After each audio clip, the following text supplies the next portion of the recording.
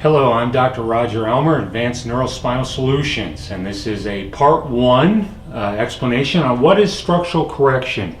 That's one of the things that we do here. We'll also be doing a video very soon about what we do at Advanced Neurospinal Solutions and how it's different, and therefore how the results become different. But I wanted to begin with the end in mind. And so we're looking at x-rays that we keep in the front of the office that give a good example of what we're trying to accomplish with structural correction. We're actually working to change the structure of the body. Particularly, there are three tissues that have to change. We're going to discuss this in part two in more detail.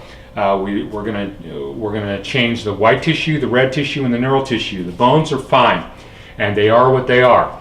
But we have to change the stuff that's in between the bones.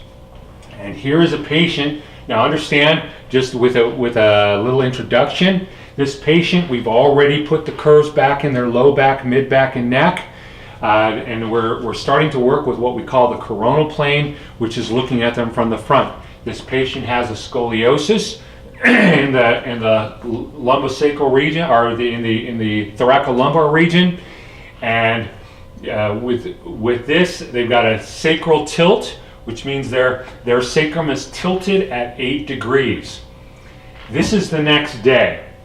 The next day, because of this tilt, we basically put a weight on the front and on the back, a pound on the front and a pound on the back, which kind of acts like if you had a low shoulder and we put an ankle weight on your shoulder and it causes you to lift up. It has the same kind of effect. This is the pelvic girdle. This is this is a shoulder girdle. This is the pelvic girdle, and it created a lift effect. And this patient, with a pound in the front and a pound in the back, with those weights on, and we shot the X-ray, and you can see that they are making the change. And this is one of the major reasons why we're so different. We want to coax the brain to make the changes for us rather than beating the crap out of the system. We want it to, and we want that change to be affected by the involuntary system, the involuntary nervous system, the involuntary musculature system, and we want the white tissue to change as well. And so this patient wore these weights for 4 months, and at the end of those 4 months, we took x-rays without the weights, and this is what she looked like. But just to let you know, this is the product of structural correction, to make the changes, to affect the changes, so that eventually when we're done, just like the orthodontist, and that's one of the things that some of my chiropractic friends call me, the orthodontist of chiropractic, when the orthodontist is done, then he takes off the braces and gives you a retainer.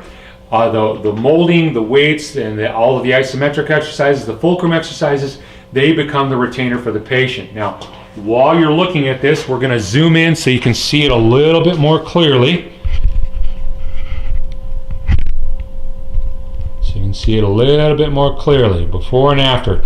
And we went from an 8 degree tilt on that sacrum down to a 0, and you can see the effect that it had on that patient. And this patient did her exercises twice a day for 4 months, and we supplied the mobility for those three tissues to make their changes so that the patient could do this by themselves without me.